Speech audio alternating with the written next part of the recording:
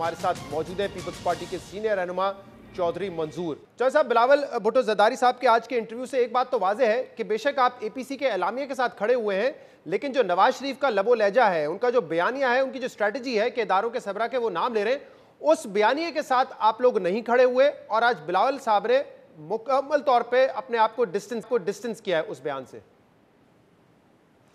देखिए, दो तीन चीज़ें हैं। एक तो हर बात को बयान करने का हर किसी का अपना लहजा होता है, अपना तरीक़ाकार होता है, एक तो ये बात है। दूसरी बात ये है कि उन्होंने बिल्कुल ये नहीं कहा बल्कि इसी इंटरव्यू के अंदर उन्होंने कहा ये मियाँ नवाज शरीफ का वो क्या बात करते हैं और किस तरह से करते हैं, मैं उनको कंट्रोल नहीं कर सकता, ना वो मुझे कंट्रोल कर सकते हैं। मेरा भी हक़ है कि मैं जो मर्ज़ी बात करूँ।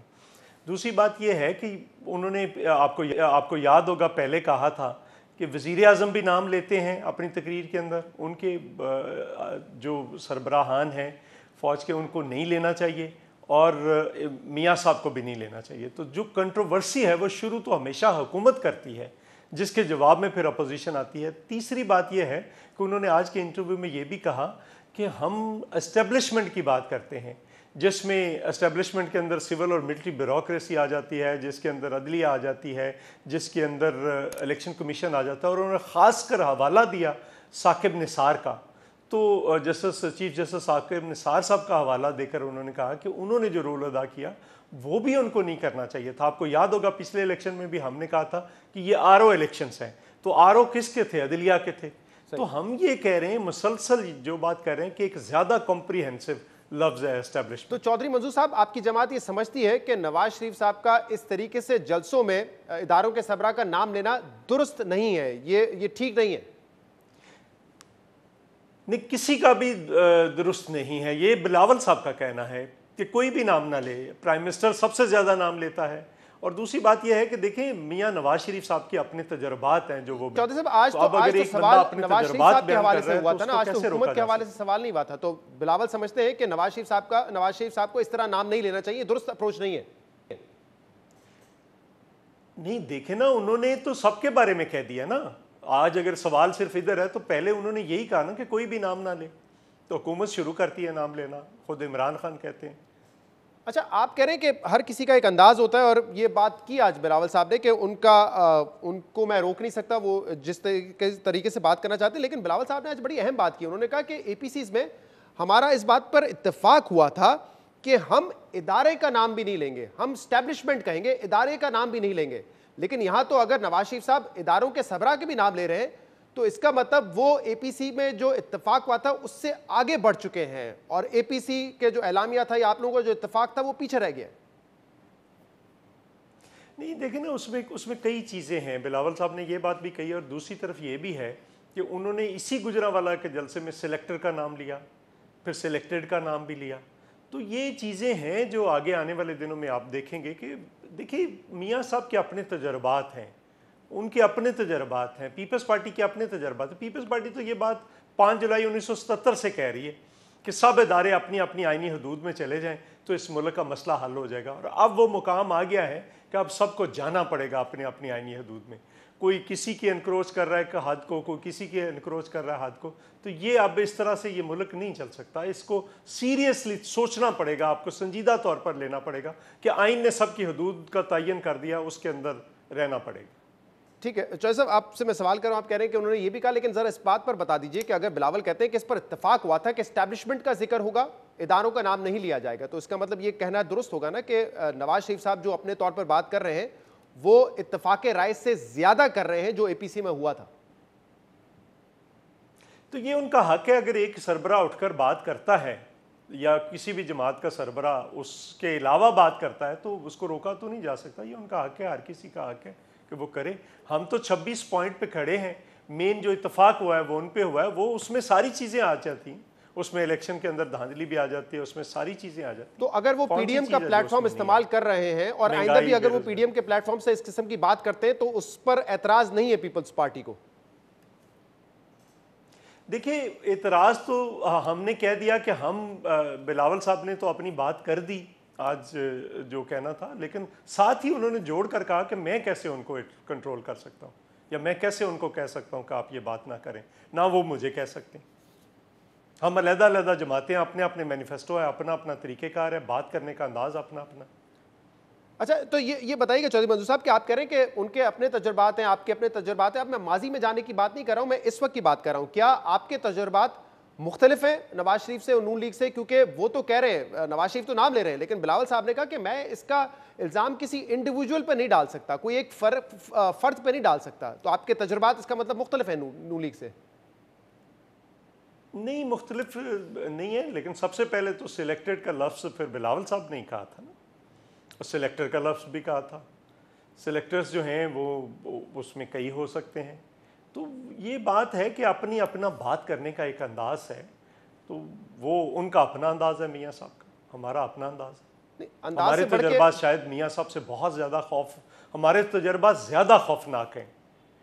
भुट्टो साहब की फांसी से लेकर मोहतरमा बेनज़ीर भुट्टो की शहादत से लेकर कहाँ तक हम आए, कहाँ पे कैदें, कोड़े, फांसियाँ, टॉर्चर्स जो शाही किलों में होते थे, वो सारे हमारे तजर्बात हैं। लेकिन सवाल ये है कि कंट्रोवर्सी इधर से भी नहीं होनी चाहिए, और उनको भी, इदारों को भी सोचना पड़ेगा कि वो भी कंट्रोवर्शियल इश्यूज वो काम न करें जिससे कंट्रोवर्शियल और उनका इदारा जो है वो खुद उसमें चला जाए, प्रॉब्लम में चला जाए। लेकिन मंजूर साहब, जब बिलावल ये कहते हैं कि सेलेक्टर्स और सेलेक्टेड की बात करते हैं, तो फिर सेलेक्टर्स किसको कह रहे हैं? बिलावल भुट्टो ज़रदारी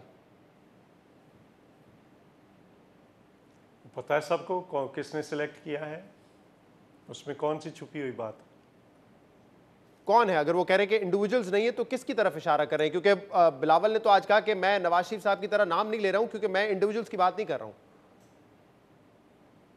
तो सिलेक्टर में सिविल एंड मिलिट्री ब्यूरोक्रेसी है, उसमें अदलिया के लोग हैं, उसमें इलेक्शन कमीशन है, सारे हैं।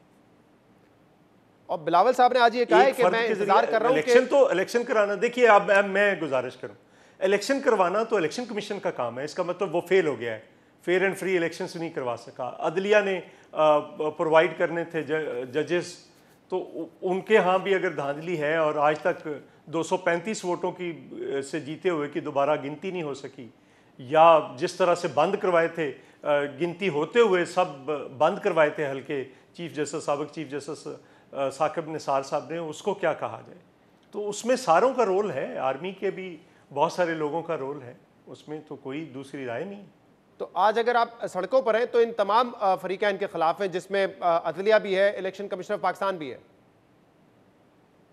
जी बिल्कुल। अच्छा, ये बताइएगा चौधरी मंजूर साहब कि आज ये भी कहा है बिलावल भुट्टो ने कि मुझे इंतजार रहेगा, क्योंकि वो कह रहे हैं कि मुझे यकीन है कि अगर इतने बड़े बड़े नाम जलसों में ले रहे हैं नवाज शरीफ साहब, तो उनके पास सबूत होंगे, तो मुझे इंतजार रहेगा कि वो सबूत कब पेश करते हैं। तो इसी तरीके से सवाल तो फिर पीपल्स पार्टी से भी होता है कि तमाम फरीकैन जिनके खिलाफ आप एहतजाज कर रहे हैं, जो आपके ख्याल में इन्वॉल्व थे इलेक्शन रिगिंग में, उनके खिलाफ क्या पीपल्स पार्टी भी सबूत पेश करेगी? ये नहीं कहा कि उन्होंने ये नहीं कहा, उन्होंने कहा कि आखिर वो 3 बार वज़ीर आज़म रहे हैं, उनके पास ठोस सबूत होंगे, तो वो उम्मीद है कि वो जल्द वो सारे जो सबूत उनके पास है वो पेश कर देंगे। नहीं, उन्होंने हाँ ये कहा कि मुझे इंतजार रहेगा। पता नहीं आपने वीडियो क्लिप देखा या नहीं देखा, उसमें कैटेगोरिकली उन्होंने कहा है कि मुझे इंतजार रहेगा। हाँ, तो वो इसीलिए कहा ना, वो पूरा मुकम्मल करके देखे ना कि वो 3 बार प्राइम मिनिस्टर रहे हैं, वो ऐसे बात तो नहीं कर रहे, और वो करेंगे पेश। और वो उनके पास वीडियोस हैं, और मरियम नवाज साहबा ने कहा था कि हमारे पास कुछ वीडियोस हैं, हम पेश करेंगे। तो अगर आपका मुकदमा कंप्लीट एस्टैब्लिशमेंट के खिलाफ है कि उसमें मुख्तलिफ फरीकैन थे जिन्होंने रिगिंग की, तो क्या पीपल्स पार्टी भी वो सबूत सामने लेकर आएगी? नहीं, देखिए, हमारे पास तो, हमने तो पिछले इलेक्शन में भी सबूत रखे थे, अभी भी हमारे तो सारे सबूत मौजूद हैं, हम तो हर जगह पे पेश कर रहे हैं, हमारे सबूतों को कुछ सुनने के लिए तैयार नहीं है। यही तो प्रॉब्लम है, यही तो हम कहते हैं कि एस्टेब्लिशमेंट है। जो ट्रिब्यूनल्स बने हैं वो क्या काम कर रहे हैं? 2 साल गुजर गए हैं, उनके पास 120 दिन का टाइम होता है। क्या किया है ट्रिब्यूनल्स ने? कुछ किया है? नहीं किया। कोई एक बता दें फैसला किया हो, कोई एक फैसला भी नहीं किया। ट्रिब्यूनल्स के हवाले से तो पीटीआई की राय ये है कि इलेक्शन कमीशन 6 साल से लेकर बैठा हुआ है, 6 साल से लेकर एक पिटीशन बैठा हुआ है इलेक्शन कमीशन पीटीआई की, क्यों फैसला नहीं कर रहा? अच्छा चौधरी मंजूर साहब, अब आप लोगों का आप कह रहे हैं, आप ये एक्सेप्ट कर रहे हैं कि आपका लबो लहजा मुख्तलिफ है, नवाज शरीफ साहब वो अपनी राय रखते हैं, उनका तजुर्बा अलग है, वो अलग बात कर। पीपल्स पार्टी का ये रवैया जो है, ये जो भी आपका जो स्ट्रैटेजी है, उसकी वजह क्या है? क्या जनरली बिलावल साहब समझते हैं कि इंडिविजुअल्स जो हैं उनका रोल नहीं था और एस्टैब्लिशमेंट का रोल था, या आप समझते हैं कि इस किस्म की लबो लहजा अगर इस्तेमाल करेंगे जलसों में तो जो पीडीएम का कॉज है वो हर्ट होता है? या तीसरा रीजन ये हो सकता है कि कहीं ना कहीं आप लोग अपने दरवाजे खुला रखना चाहते हैं बातचीत के लिए? नहीं नहीं, पीपल्स पार्टी का तजर्बा मुख्तलिफ, हम हमेशा इंस्टीट्यूशंस को ही मजबूत करते हैं और इंस्टीट्यूशंस ही को समझते हैं कि उन्हें अपना रोल अदा करना पड़ेगा। इंडिविजुअल्स इम्पॉर्टेंट होते हैं लेकिन इंडिविजुअल्स इतने इम्पॉर्टेंट नहीं होते जितने के इदारे होते हैं। इदारों को अगर इदारे अपना बतौर इदारा रोल प्ले करना शुरू कर दें तो शायद पाकिस्तान के मसाइल हल हो जाएंगे, और इदारों को अपना बतौर इदारा जो उनका रोल, जो उनका काम है वही करना चाहिए, दूसरे कामों में मुदाखलत नहीं करनी चाहिए।